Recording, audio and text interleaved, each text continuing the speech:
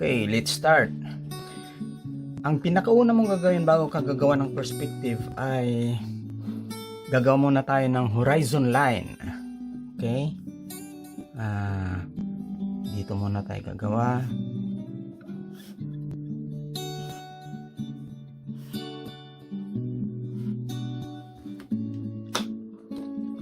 Ang horizon line ay yun yung tinatawag na nasa pinagsalubungan ng sky at saka earth. Pag tinitignan mo, so yan yung level ng yung mata. I-drawing natin tong mata dito muna. Kunyari, andyan siya.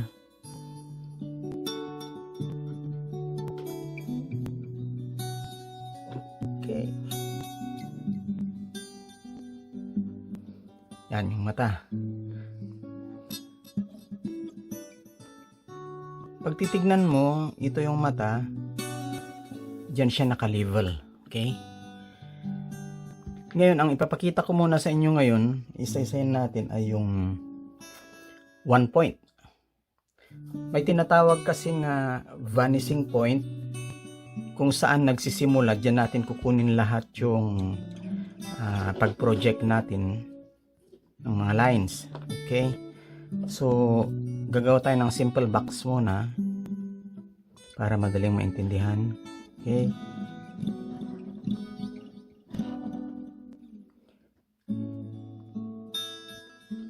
Ito marami nang nagtuturo, maaaring alam nyo na, pero sasabihin ko sa inyo kung papaano ba yung mga anggulo, kung papaano nila kinukuha. Okay? Kasi hindi nila tinuturo sa inyo kung papaano. Ito top view siya, okay. Dali, isulat natin para di kayo malito.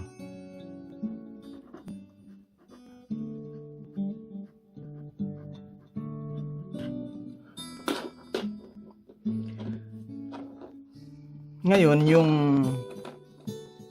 itong horizon line na ito, kunyari, pag 1 point, iproproject din natin dito. Parang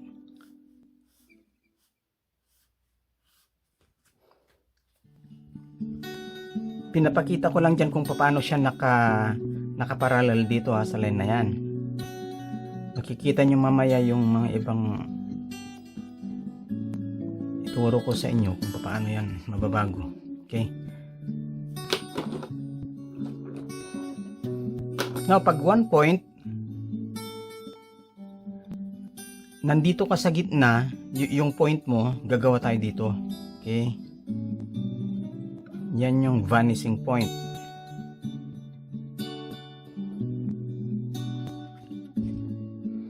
So pag 1 point, depende dyan kung saan ka nakatayo, kung either dito ka, pag top view yan either nandito ka, nandyan, or nandyan na part, okay? Di natin alam yan kung nasaan ka. So assuming nandito ka muna sa pinakagitna, okay? Yan. So ang nakikita mo dyan, na projection mo, parang yan nakikita mo pag nakatayo ka, okay? Remember, top view yan So itong box na to, iproproject na, kukunin mo natin yung center line, okay? Kasi andito ka sa sentro i-project natin yan, yung box. Pag nakatayo na,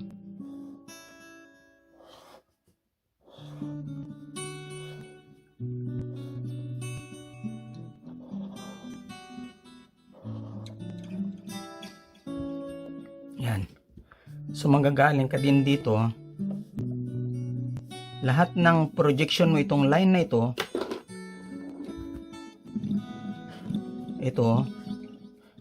manggagaling ka dito sa vanishing point yan. Okay?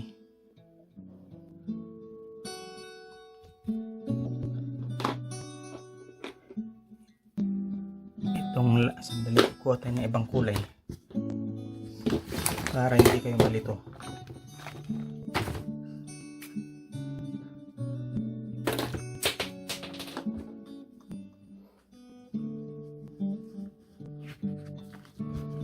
Ito din naman siya. Okay.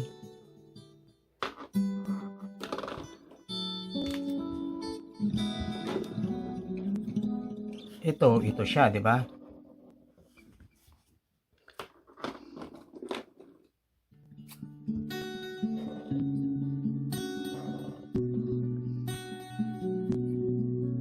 Okay, so nakikita nyo ngayon mga kaibigan kung paano yan.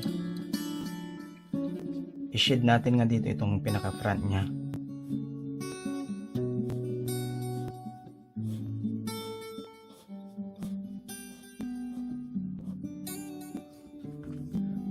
Okay.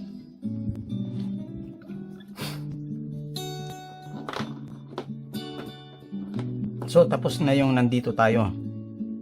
Ang gagawin din naman natin ngayon, yung ikaw ay nakatayo dito. Okay? Or pwede nating i-level dyan, no? Dito ka. So the same pa rin na process. Ito, project natin dito nga. Itong line na yan.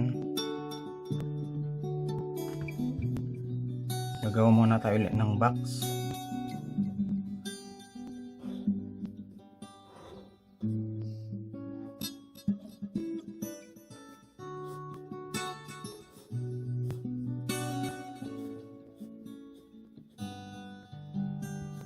Okay. Ito na nga lang para mas malinaw. Gagawa tayo dito ng front niya.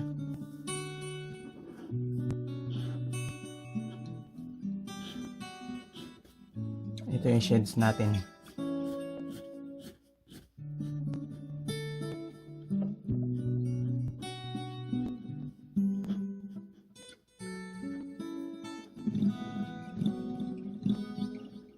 Okay? Para itong front na ito, itong nakikita nyo. Yung mga yan. Okay? Ito kasi top. Sandali. Wala tayo ng may kulay para maintindi para sa mga beginners. Okay.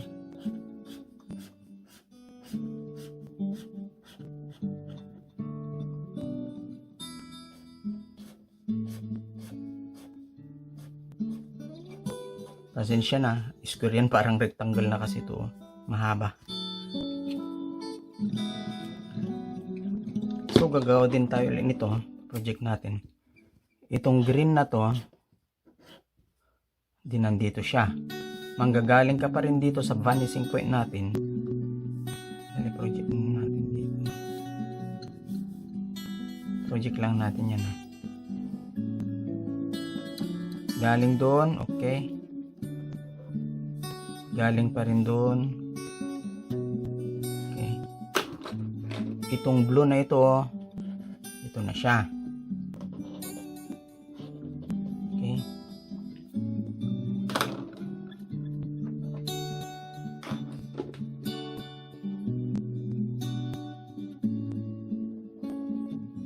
Galing ka pa rin doon.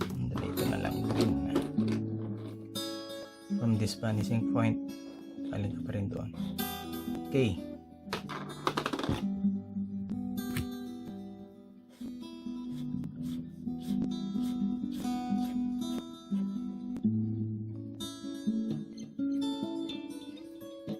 Okay. So dito tayo naman ngayon, pag nandito ka nakatayo, pag tinitignan mo yan,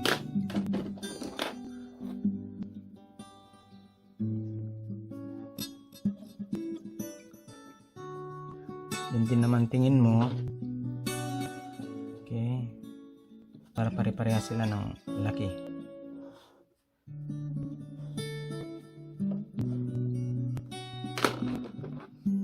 This line ulit. Gagaling ka dito. Okay. This line.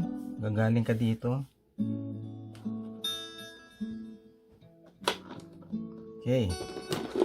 At saka itong nasa likod, gagaling ka dito.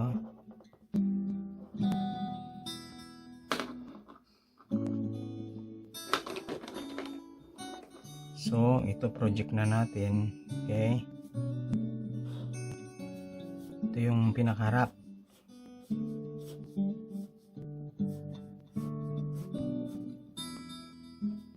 Manggaling ka doon. Yan. Okay.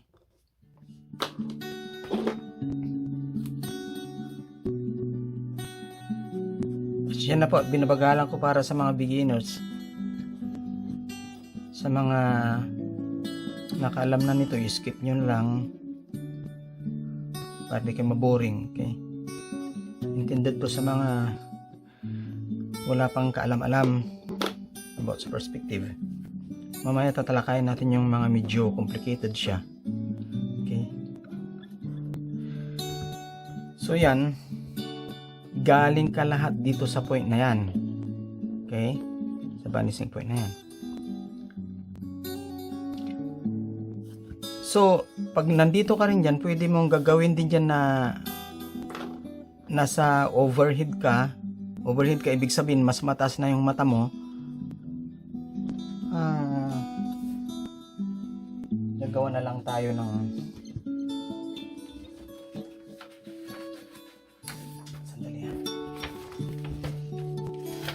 gawa tayo na iba. Okay. Gagawin naman kasi dito parang nasa baba mo siya nakatingin kayong mata mo niyo sa baba. Gagawa tayo ng nasa level siya.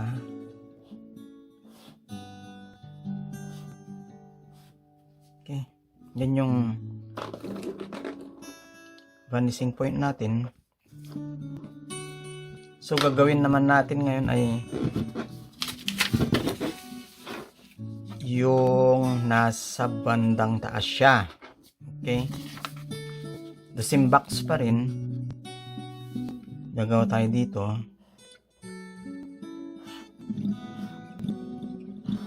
Okay? Ito pa rin, magagaling ka dito siya. Doon pa rin sa point na yon.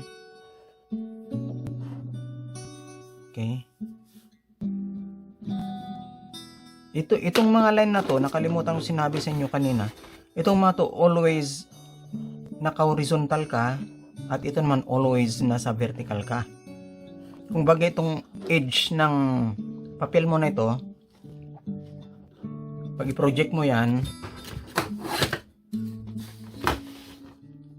itong edge na yan, pag i-project mo yan, dapat diretso siya lagi yan, yung mga yan. Okay? Diretso lagi. Ito namang nasa baba, lahat din naman naka-parallel siya dito sa baba. Sa line, sa edge ng bottom ng papel mo. So, lahat yan naka-parallel siya. Okay? Okay, balikan natin to. So, ito, lahat din naman to naka-parallel ka. So, ito na yung front.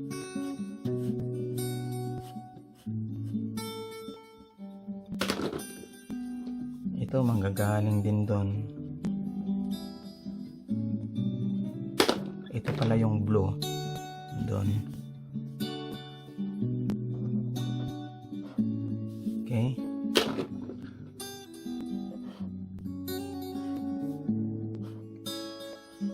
So, ayan siya. Pwede rin nandito siya. Okay. Nagawa nga tayo dito ng marami na lang.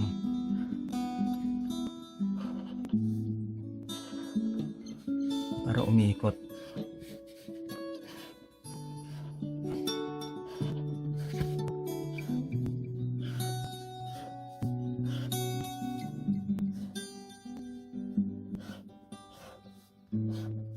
Okay, lahat ng yan ay front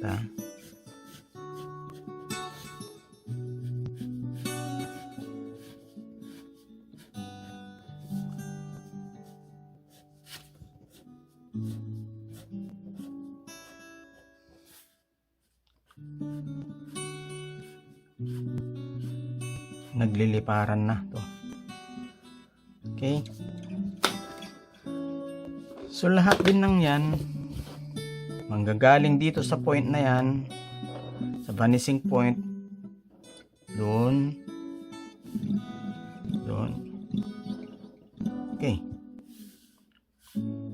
Hindi na makita yan. Dito.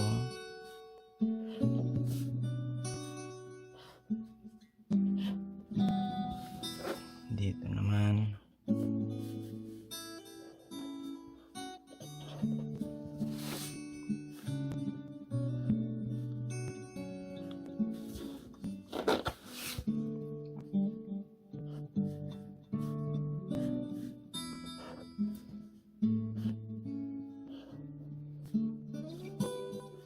Okay. Yan. So, kinarga ko lang iba't ibang kulay para makita nyo yung mga nasa side, ano? Pero pag gagawin natin to ngayon para malinaw na sa inyo,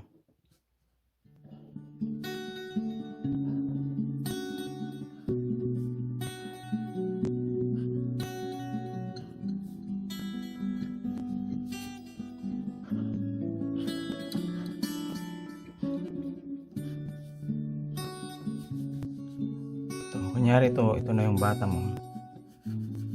Gawin na natin ng shades yan. Nasa ilalim na siya, di ba?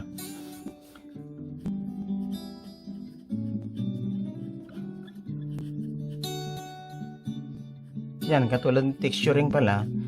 Kapag texturing yan, manggagaling din yan lahat. Lahat ng projection nyo para makikita nyo na lumayo ito. Galing din siya lahat yan.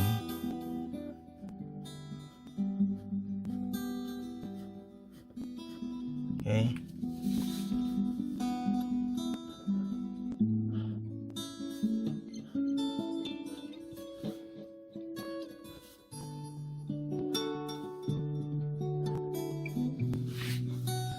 Okay.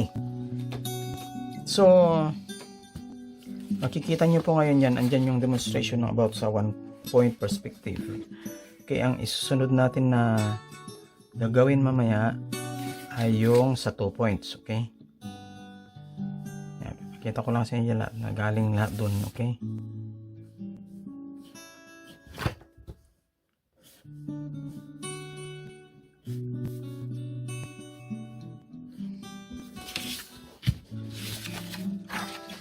Okay. So, andyan yung level ng mata mo, okay?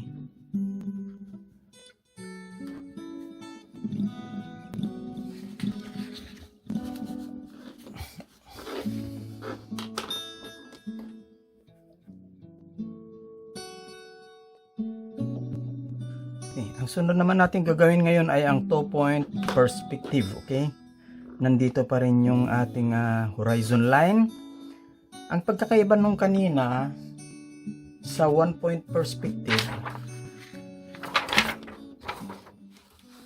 kung ito yung vanishing point natin, isa lang siya, ngayon magiging dalawa. Okay? Kaya tinawag na 2-point perspective. Depende dyan kung saan mo ikakarga yung point mo, depende sa paningin mo yan. So, sisimulan muna natin dito. Kunyari, dito muna siya. Sa part na yan. Ito yung left side vanishing point mo. Okay. Ito yung right side vanishing point. Assuming pa rin sa with the same box, okay? Na box lang siya.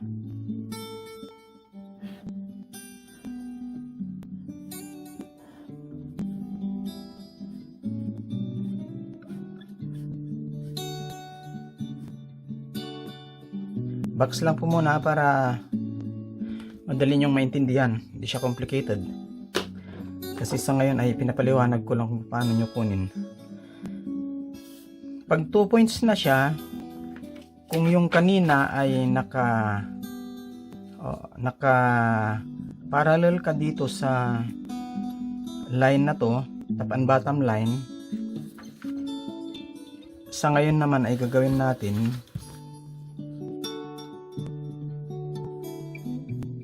parang naka-slant ka na siya.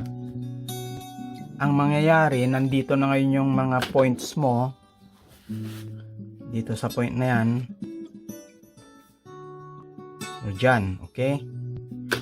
Linawin natin. Yan, sa mga point na yan. Top view pa rin siya. Top view to.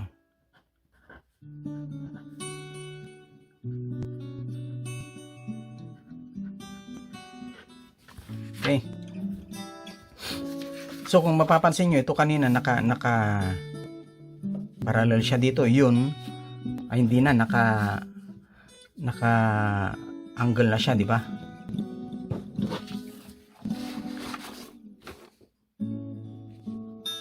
So gagawin din natin ngayon, kung ikaw ay nandito looking for this section on this part,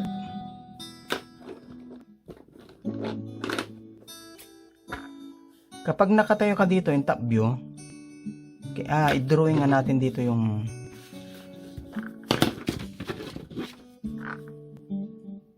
box na nakatayo. Okay, dito drawing nga natin dito yung box na nakatayo.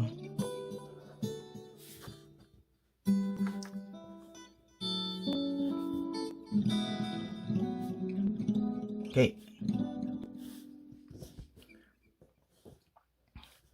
nandito yung tao sana. Okay, pag nakatayo ka, ito yung makikita mo sa wide na yan, yung line, yung kanto na yan, ito at saka ito. Okay, andyan yung projection ng nakikita mo.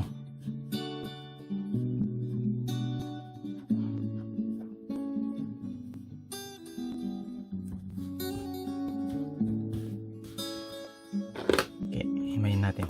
So ngayon, tatakpan na to.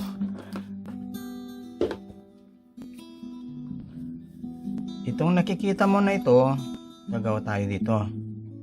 Okay, ito naman nandito siya, ito naman nandun siya. Okay, make it equal muna kasi nandun ka sa gitna, naka-equal siya. Itong nakikita mo. So pag gagawa tayo ng perspective dito muna sa vanishing point na to, manggagaling lahat yung nandito sa left. Ito yung left side mo, ito yung pinaka right side mo ngayon. Okay, this part. So dito sa left, nandito ka.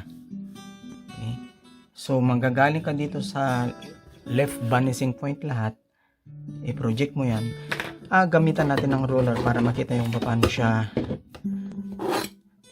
Okay, manggagaling ka lahat dito, i-project mo ng ganyan.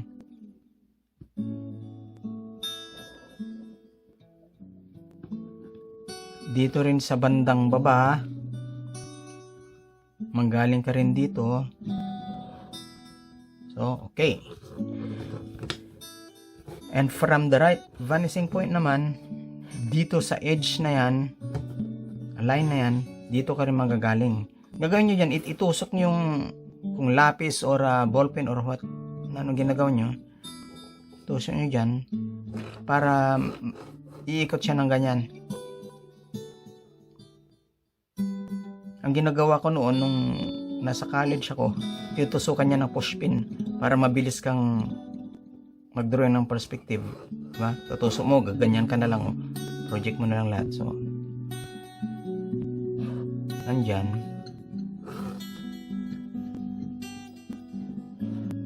Okay, so para makita nyo, i-highlight natin muna to. Okay,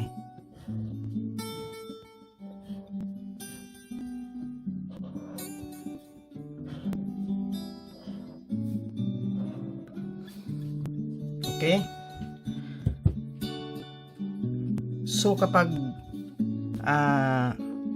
gagawin naman natin ng itataas natin itong eye level mo sana. Yan kasi yung eye level mo parang nandito ka ng building mo. O ng box pala. Box pa lang ginagawa natin. Parang nandito yung mata mo. Okay? So, pag makikita mo, itong space na yan, mas malaki kaysa itong height nito pala, itong height na to, mas malaki kaysa to. So, ganyan siya, di ba? Ngayon, kung ipapakita din naman natin na parang nasa mas mataas ka,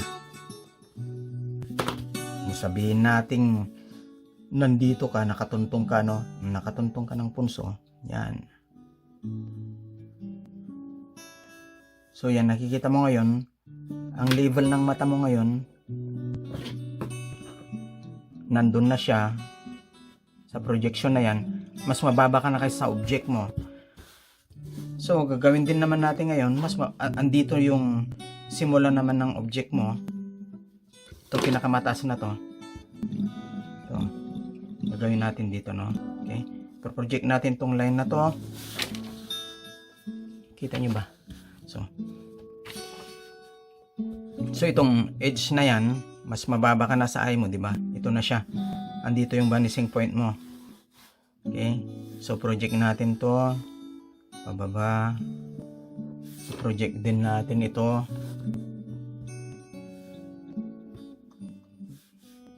Baba. Project doon. Yan. Kita nyo ba sa cam? Yeah. Okay? So ang tataman natin ngayon, dahil mas mataas ka na, dito ngayon sa vanishing point na ito, wala pa tayong vanishing point pala. Ito. Itong vanishing point na to, itatama mo doon ngayon sa mas mababa. Okay? Gamitin natin yung ruler ulit para malinaw. Mas mababa siya.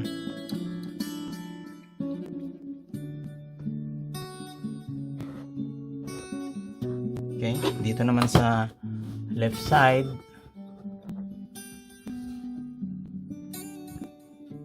galing doon, here, from this point pa rin, here, and from this point,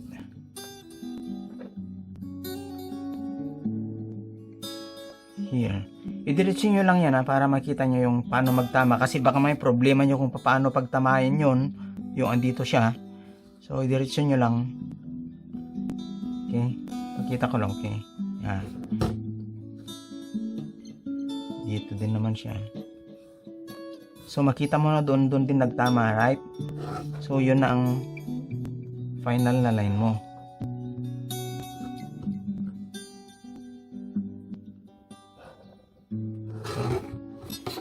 So itong na shade, may shade na yan, yan yung top. Okay, ikita mo na.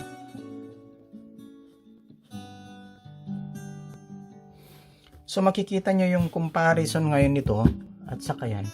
Depende kung sa example ko kanina na kapag tao yan, depende sa level ng eye na gusto mo. You should imagine na para ka bang nakatayo sa isang banda part ng building. Sometimes ginagawa yan kung depende sa nagde-design yan kung paano mo i-represent yung drawing mo, kung ano bang part yung gusto mong ipakita. Kunyari kasi dito wala ka namang ipapakita na maganda doon sa bandang taas, ganyan lang gagawin mo, di ba? Pero kung meron kang magandang design na papakita dito sa taas, gagawin mo yung eye level mo, yung vanishing point mo above the object, na para kang, yung sinasabi ko kanina, para kang nakatuntong or nandun ka sa ibang part ng building, nasa bandang taas ka, nakikita mo. Tinatawag yan na bird's eye view kapag below the roof na. Okay? Okay, that's it.